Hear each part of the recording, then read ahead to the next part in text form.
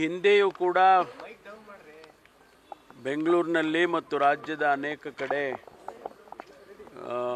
Bomb ಇಟ್ಟಿದ್ದೇವೆ ಅಂತ ಹೇಳಿ ಕರೆಗಳು ಬಂದಿದ್ದು, ಮೇಲ್ ಬಂದಿದ್ದನ್ನು ನಾನು ಈ ಸಂದರ್ಭದಲ್ಲಿ ಸ್ಮರಿಸ್ಕೊಳ್ತೇನೆ. ಅದೇ ರೀತಿ ಈಗಲೂ ಕೂಡ ಬಂದಿರತಕ್ಕಂಥದ್ದನ್ನು ನಾವು ವೆರಿಫೈ ಮಾಡ್ತೇವೆ. ಎಲ್ಲ ಶಾಲೆಗಳು ಯಾವುದಕ್ಕೆ ಶಾಲೆಗಳಿಗೆ ಕರೆ ಬಂದಿದೆ, ಮೇಲ್ ಬಂದಿದೆ ಅದನ್ನೆಲ್ಲ ವೆರಿಫೈ ಮಾಡ್ತೀವಿ. ಯಾವುದನ್ನು ನಾವು ಲಘುವಾಗಿ ತಗೊಳ್ಳೋದಕ್ಕೆ ಹೋಗೋದಿಲ್ಲ. ಯಾಕೆಂದರೆ ಯಾವ ಶಾಲೆಯಲ್ಲಿ ನಿಜವಾಗೂ ಅಂಥ ಘಟನೆ ನಡೆದಿದೆ ಅನ್ನೋದು ಗೊತ್ತಿರೋದಿಲ್ಲ. ಹಾಗಾಗಿ ಎಲ್ಲವನ್ನೂ ವೆರಿಫೈ ಮಾಡ್ತಾರೆ, ತಪಾಸಣೆ ಆಗ್ತಿದೆ ಸರ್, ಶುರು ಮಾಡ್ತಾರೆ. ಇಲ್ಲ, ಈಗ ವೆರಿಫೈ ಮಾಡೋಕ್ಕೆ ಚಾಲೂ ಮಾಡಿದ್ದಾರೆ, ವೆರಿಫೈ ಮಾಡ್ತಾರೆ. ಸರ್, ಯಾದಗಿರಿ ಶಾಸಕರ ಮೇಲೆ ಒಂದು ಆರೋಪ ಬಂದಿದೆ ಸರ್. ಏನಂತಂದು ಹೇಳಿದ್ರೆ ಡಿವೈಎಸ್ಪಿ ಅವ್ರನ್ನ ರಿಪೋರ್ಟ್ ಮಾಡ್ಕೊಳಕ್ಕೆ ಬರ್ತಾ ಇಲ್ಲ, ದುಡ್ಡು ಕೇಳ್ತಾ ಇದ್ದಾರೆ. ಗೊತ್ತಿಲ್ಲ ನನಗೆ. ನಾನು ನಿನ್ನೆನೂ ಕೂಡ ಯಾರೋ ನನಗೆ ಪ್ರಶ್ನೆ ಮಾಡಿದರು. ನಾನು ಮಾಹಿತಿ ತೊಗೊಂಡು ಅದನ್ನು ವೆರಿಫೈ ಮಾಡ್ತೀನಿ. ನಮ್ಮ ADG L&O ಇದ್ದಾರೆ, ಅವ್ರಿಗೆ ಮಾಹಿತಿ ಇರುತ್ತೆ. ಅಡ್ಮಿನಿಸ್ಟ್ರೇಟಿವ್ ADG ಇರ್ತಾರೆ, ಅವ್ರಿಗೆ ವೆರಿಫೈ ಮಾಡಿಸ್ತೀನಿ ಇವತ್ತು. ಭೈರತಿ ಬಸವರಾಜ್ ನೋಟಿಸ್ ಇಶ್ಯೂ ಆಗಿದೆ ಸರ್. ಈ ಪ್ರಕರಣದಲ್ಲಿ ಬಂಧಿಸಬೇಕಾದಂಥದ್ದಲ್ವಾ ಇದು ಕೊಲೆ ಪ್ರಕರಣದ ಆರೋಪ? ಅಲ್ಲ, ಈಗ ಅವ್ರನ್ನ ನೋಟಿಸ್ ಕೊಟ್ಟಿದ್ದಾರಂತೆ. ನನಗೆ ಬಂದ ಮಾಹಿತಿ ಪ್ರಕಾರ ಅವರಿಗೆ ನೋಟಿಸ್ ಕೊಟ್ಟಿದ್ದಾರೆ. ನೋಟಿಸ್ ಕೊಟ್ಟು ಅವರ ಸ್ಟೇಟ್ಮೆಂಟನ್ನು ರೆಕಾರ್ಡ್ ಮಾಡ್ಕೊಳ್ತಾರೆ. ಯಾಕೆಂದರೆ ಅವರು ಕನ್ಫ್ಯೂಷನ್ ಇದೆ.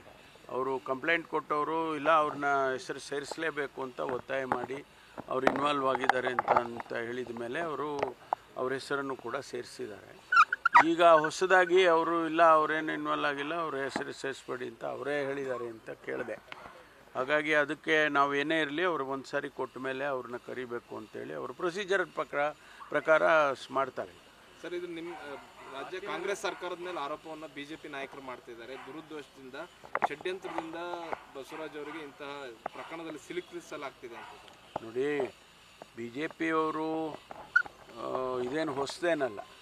ಯಾವುದಾದ್ರೂ ಇಂಥ ಘಟನೆಗಳಾದಾಗ ಸ್ವಾಭಾವಿಕವಾಗಿ ಕಾಂಗ್ರೆಸ್ನವ್ರನ್ನ ದೂಷಣೆ ಮಾಡ್ತಾರೆ.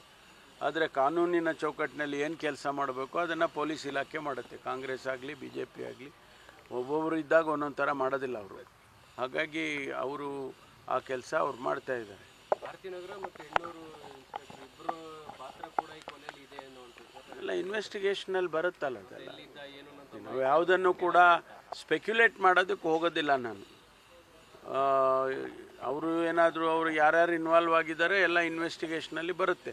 ಅವ್ರು ಯಾರಾದರೂ ಇರಲಿ, ಅಧಿಕಾರಿಗಳಿರಲಿ ಅಥವಾ ಬೇರೆ ಯಾರೇ ಇರಲಿ. ಯಾಕಂದರೆ ಈಗ ಹತ್ಯೆ ಆಗಿರೋನು 3 ಸರಿ ಕಂಪ್ಲೇಂಟ್ ಕೊಟ್ಟರು ಕೂಡ FIR ಮಾಡಲಿಲ್ಲ. ಡಾಕ್ಯುಮೆಂಟ್ ಫುಟೇಜ್ ನಮ್ಮ ಆಫೀಸಲ್ಲಿ ಓಡಾಡ್ತಿದ್ದಾರೆ ಅನ್ನೋ ಡಾಕ್ಯುಮೆಂಟ್ ಕೊಟ್ಟಾಗಲೇ FIR ಮಾಡಿದೆ. ಇನ್ವೆಸ್ಟಿಗೇಷನ್ನಲ್ಲಿ ಎಲ್ಲವೂ ಕೂಡ ಬರುತ್ತೆ.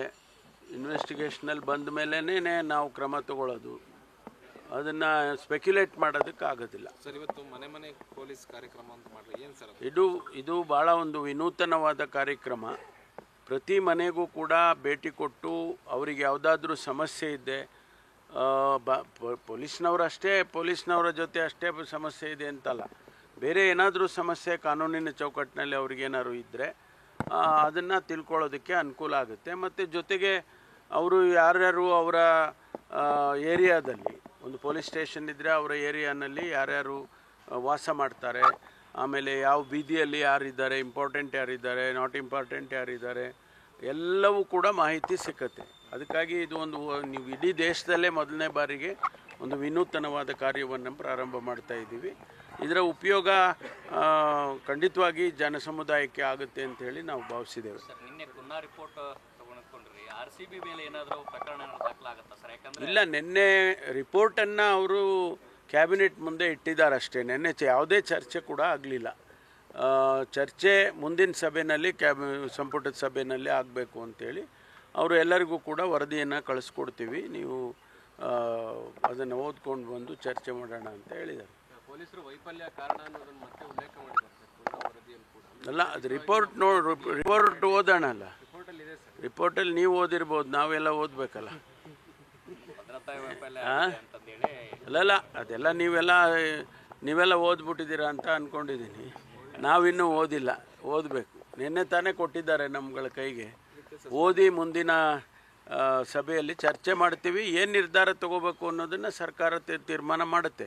ಮಲ್ಲಿಕಾರ್ಜುನ್ ಖರ್ಗೆ ಅವರು ಒಂದು ಪತ್ರ ಬರೆದಿದ್ದಾರೆ ಮುಖ್ಯಮಂತ್ರಿಗಳು. ಅಂದರೆ ಮುಂಬಡ್ತಿ ನೀಡುವಂಥ ವಿಚಾರಕ್ಕೆ ಸಂಬಂಧಪಟ್ಟಾಗೆ SC/ST ನೌಕರರಿಗೆ ಬೇಕು ಅಂತಲೇ ವಂಚನೆ ಮಾಡ್ತಾ ಇದ್ದಾರೆ. ನಿಯಮ ಇದ್ರೂ ಕೂಡ ಅದನ್ನು ಮೀರಿ ಇಲ್ಲ.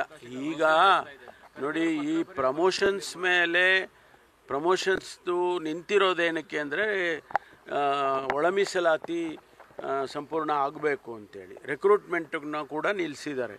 ಅದೇ ಪ್ರಕಾರ ಪ್ರಮೋಷನ್ಸನ್ನು ನಿಲ್ಲಿಸಿದ್ದಾರೆ.